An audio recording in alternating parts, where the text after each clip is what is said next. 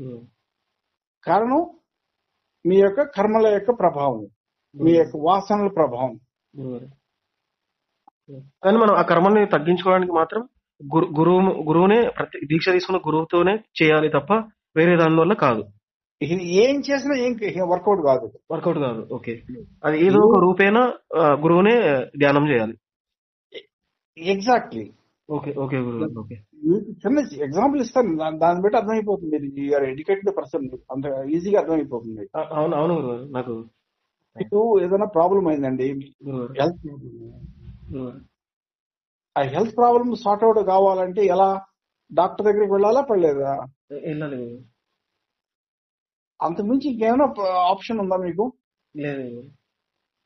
ఏదో చిన్న చిత్తగా జబ్బు అయితే, ఏదైనా తలనొప్పి, ఏదో జలుబు చేస్తే మీరు ఏదో ఇంటర్నెట్ లో చూసి ఏదో రెమెడీ. టాబ్లెట్ తీసుకుంటారు.